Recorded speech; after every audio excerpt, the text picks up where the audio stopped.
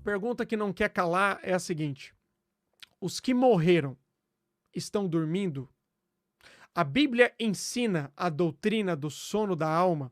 O que nós podemos entender acerca desse assunto? O texto que comumente é deturpado para defender essa ideia, essa doutrina do sono da alma, é em 1 Tessalonicenses, capítulo de número 4, o versículo de número 13. O apóstolo Paulo vai falar bem assim, a partir do versículo 13. Não queremos, porém, irmãos, que sejais ignorantes com respeito aos que dormem, para que não vos entristeçais como os demais, que não têm esperança. Pois se cremos que Jesus morreu e ressuscitou, também Deus, mediante Jesus, trará em sua companhia os que dormem. Então, o texto aqui fala do contexto aqui do arrebatamento da igreja, mas veja que Paulo está usando aqui uma figura de linguagem. E nós temos aí seitas que defendem a doutrina do sono da alma, essa ideia dos que morreram, eles estão em um estado aí de inconsciência, eles estão repousando, dormindo. Alguns vão ter uma ideia como se tivesse aí milhões de camas no céu, tá todo mundo lá deitado, né, nos travesseiros celestiais e dormindo. Não é isso que a palavra de Deus vai nos ensinar, irmãos. Não é isso que a palavra de Deus nos ensina. O texto de 1 Tessalonicenses 4, do versículo 13 em diante, o apóstolo Paulo, se você acompanhar toda a lógica aos Tessalonicenses, ele está tratando de diversos assuntos relacionados à igreja local. De repente, Paulo começa a falar acerca do estado dos mortos, daqueles que morreram, e falar acerca da vinda do Senhor, do arrebatamento da igreja e daqueles que morreram em Cristo, que eles não ficaram para trás, porque não estavam vivos na vinda do Senhor Jesus, né? Paulo vai mostrar um apreço e um cuidado pastoral pela igreja de Tessalônica. O que ele está usando aqui é uma figura de linguagem para suavizar a dor da morte. Em lugar nenhum da Bíblia nós podemos sustentar que existe aí a questão do sono da alma, que aqueles que morreram, eles estão dormindo. A palavra de Deus não apresenta isso. Pelo contrário, a palavra de Deus vai nos mostrar que os que morreram em Cristo, eles estão em estado de plena consciência. E eu quero apresentar para vocês aqui dois textos. O primeiro texto foi o que nós já lemos, Lucas capítulo 16, a partir do versículo 19 em diante, mostra para nós uma coisa interessante demais. Veja que dos dois lados, tanto no inferno como no paraíso, trazendo para o contexto da nova aliança, os que estão hoje no céu e os que estão hoje no inferno, ambos estão conscientes. Você vai ver Lázaro consciente, você vai ver Abraão consciente, você vai ver tanto rico consciente, todos que estão mencionados naquela passagem bíblica estão conscientes. Mas eu quero apresentar um outro texto aqui para provar. Reverendo André vai estar falando também melhor sobre esse assunto, mas o texto que eu quero apresentar para vocês, irmãos, é o texto aqui de Apocalipse, no capítulo de número 6, tá bom? O texto aqui de Apocalipse, capítulo de número 6, o versículo de número 9. Olha o que diz aqui. Quando ele abriu o selo, Apocalipse 6, 9. Quando ele abriu o selo, vi debaixo do altar as almas daqueles que tinham sido mortos por causa da palavra de Deus e por causa do testemunho que sustentavam. Clamaram em grande voz, dizendo: até quando, ó soberano Senhor, santo e verdadeiro, não julgas e nem vingas o sangue dos que habitam sobre a terra? Então cada um deles foi dado uma vestidura branca, e que lhes disseram que repousasse ainda. O texto aqui, repousar, significa esperar. Tanto que você vai acompanhar a cronologia de Apocalipse, você vai ver que eles continuam, não tem ninguém dormindo. O texto repousar aqui é o mesmo texto utilizado, a mesma figura de linguagem utilizada quando Deus criou o universo. Lá no início, Deus criou os céus e a terra, Deus criou tudo que existia. No sétimo dia, Deus descansou. Deus não estava cansado, Deus não estava fadigado, não. Deus parou de criar. Então, neste caso, o que nós estamos entendendo? É uma figura de linguagem. Para que repousassem ainda por pouco de tempo, até que também se completasse o número dos seus conservos e seus irmãos, que iam ser mortos, como igualmente eles foram. Veja que o texto vai mostrar que esses que, no contexto aqui, é da grande tribulação, os mártires da tribulação, eles estão no céu, eles estão conscientes, eles estão falando com Deus, eles estão adorando o Cordeiro, eles estão prestando culto a Deus, e eles estão aqui pedindo: Senhor, até quando que o Senhor não vai exercer vingança aos que foram mortos? E a resposta que vem de Deus, que foi dito a eles, é que eles esperassem, repousassem. Calma aí, repousa só mais um pouco, porque o juízo vai se concretizar sobre todos aqueles que perseguiram as testemunhas de Cristo. Então, irmãos, o texto aqui é mais uma prova. Eu poderia dar diversos aqui, o reverendo André vai falar melhor sobre esse assunto. Mas esse texto prova cabalmente que aqueles que morrem em Cristo, eles estão aonde? Estão no céu. E o que eles estão fazendo? Eles estão esperando a ressurreição.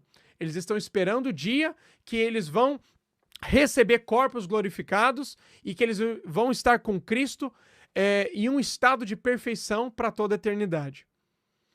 Esse texto também prova que os que morreram em Cristo estão no céu, estão conscientes. Agora, nenhum texto na palavra de Deus vai mostrar que aqueles que morreram em Cristo e estão no céu e estão conscientes têm qualquer interferência neste mundo. Eles não têm interferência nenhuma. É por isso que nós não oramos a ninguém que morreu. Tanto é que a palavra de Deus fala que ao homem está ordenado morrer uma só vez, vindo depois disso o juízo. Os que morreram em Cristo não estão dormindo, os que morreram em Cristo estão conscientes, esperando aí a ressurreição que irá acontecer e prometida na palavra de Deus. Reverendo André Luiz. Contra a palavra de Deus, o que está colocado na palavra, não tem o que argumentar. A palavra é muito clara, né? A pergunta que não quer calar é se os mortos, independente de ser morto ímpio ou aquele que morreu em Cristo, se estão dormindo ou conscientes. Há uma ideia de que o ímpio não está dormindo, o ímpio está sofrendo tormento no inferno. Mas todo mundo pensa que o ímpio está lá sofrendo mesmo, né? Mas quando fala do justo, ele está lá deitado numa cama no céu. Dormindo. Tem que ser, olha, tem que ser, logicamente, o contrário, sabe?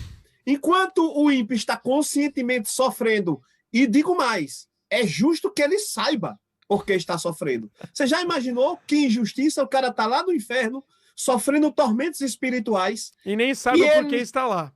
E ele não sabe, ele está lá. Por que eu estou aqui? O que é que está acontecendo? Não, ele sabe muito bem, porque o rico deixou claro que ele sabia. Ele disse que, inclusive, se os irmãos dele recebessem, soubessem como era lá, eles também não iriam se arrepender. Ele sabia muito bem, ele estava consciente e não seria lógico eles estarem conscientes. Mas, da mesma forma, no outro lado, é justo que aqueles que estão com Cristo, como Paulo disse em Filipenses, capítulo 1, do versículo 21 ao 23, como ele disse que ele estaria com Cristo, ele partiria e estaria com Cristo, que é infinitamente melhor, o que é muito melhor. Sabe o que é isso? É o outro lado da coisa. Enquanto o ímpio está sofrendo tormentos no espírito, o crente, o nascido de novo, aquele que está em Cristo, ele está, não vou usar a palavra sofrendo, ele está exposto ao paraíso. Ele está exposto a tudo de bom. Ele não está mais sendo consolado. Eu acho muito interessante isso, porque na antiga aliança era um lugar de consolo. Consolo, Exato. Quem precisa ser consolado? Quem precisa ser consolado é quem ainda não está na plenitude. É quem ainda está um tanto triste, porque ainda não havia sido resgatado pelo Senhor Jesus Cristo. Mas agora eles estão no lugar de plenitude, no lugar de paz. Isso no Espírito. Eles estão com Cristo, o que é infinitamente melhor. E isso nos ensina muito. Esse texto de Apocalipse 6, versículo 9 e 10, eu converso muito com o mestre Saulo Stan, que está participando aí no canal, na live. Aí conectado com a gente ao vivo. Isso, conectado ao vivo, eu sempre brinco, a gente sempre brinca, que diz que isso aí é uma cacetada, é um argumento, é a facada. Por quê? Porque esse texto, para quem acredita que aqueles que morrem em Cristo estão dormindo, ele fica sem argumento, porque nesse texto aí, como o senhor bem mostrou, eles estão clamando, eles estão falando, e o texto fala 2 vezes que eles morreram, eles são mortos, são pessoas que morreram e estão lá no terceiro céu, estão lá no paraíso, estão lá com Cristo, estão lá com Deus, embaixo do trono, clamando, falando com Deus. Então, está claro, não tem mais nada a acrescentar. Aqueles que morrem em Cristo estão conscientes. E aqueles que morrem sem Cristo também estão conscientes, sofrendo tormentos espirituais. Reverendo André, aí vem uma perguntinha aqui. Será que nós podemos entender à luz da palavra de Deus? Existe alguma passagem aí nos livros canônicos da palavra de Deus que vão apresentar uma ideia de purgatório?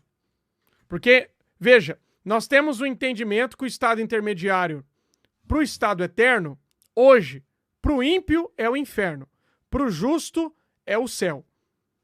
Aguardando a ressurreição, o justo, né, para receber um corpo semelhante ao corpo de Jesus e estar com Cristo aí por toda a eternidade. O estado eterno, novos céus e nova terra, esse é o estado final. Agora, o estado final para os ímpios, nós sabemos que é o lago de fogo, é o que a palavra de Deus vai nos apresentar aqui em Apocalipse, no capítulo de número 20, a partir do versículo 11. Então, esse é o lago de fogo. O estado intermediário hoje é o Hades, é o inferno, aonde estão aqueles que morreram sem Cristo, sem esperança. Mas, vamos lá, existe purgatório na Bíblia? Explica pra gente esse negócio aí, porque criaram essa ideia, né? Isso é uma ideia. Olha, nos livros canônicos não dá respaldo nenhum. Isso foi, com certeza, muito criticado desde a Reforma, certo? Essa ideia de purgatório, ela tem lá seu embrião, eu posso dizer isso, já no 2º século. É uma ideia de penitência, sabe? Uma ideia de arrependimento. É como se a salvação se desse por penitência, por Sim. obras. E isso vai gerando, vai implicando nessa heresia, que é a ideia de purgatório. Eu chamo de heresia porque está totalmente contra qualquer livro da Bíblia. Talvez tenha respaldo para isso nos livros deuterocanônicos, ou nos livros apócrifos, né? Exato. Nos apócrifos você vai encontrar respaldo para isso, mas nos livros canônicos, jamais. E é interessante que essa ideia do purgatório, ela é respaldada na ideia de salvação por obras. Por quê? Porque se as pessoas faziam penitência, se as pessoas, por exemplo, se chicoteavam nas costas para isso demonstrar arrependimento e ser salvo por isso, se eles não tinham condições durante a vida de ser salvo por essa penitência, o que acontece? Então, depois da morte, outras pessoas aqui, vivos, poderiam orar por essas pessoas, rezar por essas pessoas e até pagar indulgências para que os pecados dessas pessoas que ela não conseguiu, né, se justificar enquanto estava vivo aqui na Terra, mas eles poderiam ser justificados enquanto estivessem nesse lugar intermediário.